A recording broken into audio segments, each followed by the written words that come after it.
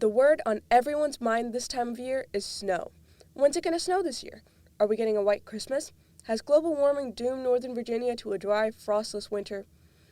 Well, there's good news and bad when it comes to our weather patterns this winter season. I interviewed NBC4 Washington's chief meteorologist Doug Kammerer to answer all that and more. We'll be covering everything snowy in the Northern Virginia area for this upcoming winter season.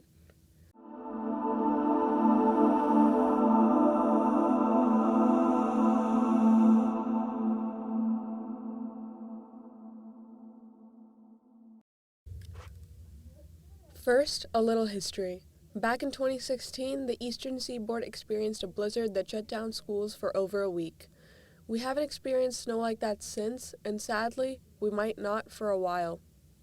I don't think it'll be this year. I'm looking at maybe the next couple of years. That would be great, but this year I just don't see it. We're in a La Nina year, and that La Nina is trying to develop right now. If it does develop as expected, then I would think we would see less snowfall. If it doesn't develop, and this has been kind of a thing here, we haven't seen that La Nina develop like it's supposed to. If it does not develop, that gives us a better chance of seeing some snowfall and potentially for some bigger snows in our region, possibly even this winter as well.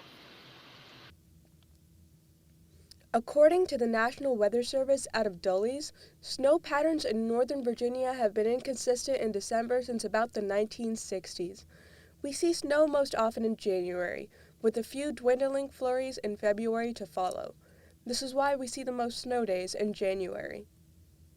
Snow days and snow delays excite students and faculty members alike. But how many can we expect this year? I do think we're going to get a couple of good snowstorms. I said in my winter forecast that I expect December to be on the cold side, and I expect February to be on the cold side. So that's when I think we have the best chance of seeing that.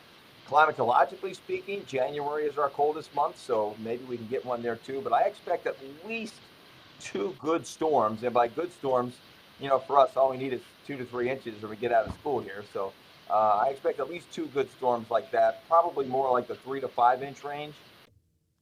Snow safety should also be a priority for us Bruins this upcoming winter season. Frosty, slippery roads and teenage drivers don't mix. Best thing to do is not drive when you got snow on the roads. I mean, the biggest issues that we have is when people are driving when there's snow on the roadways.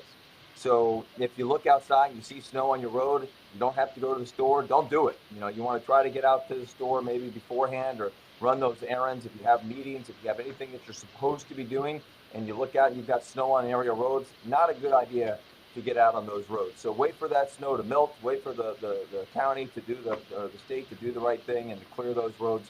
But always make sure you have clear roads because it's very easy to get in those accidents when you've got those snowy and icy roadways.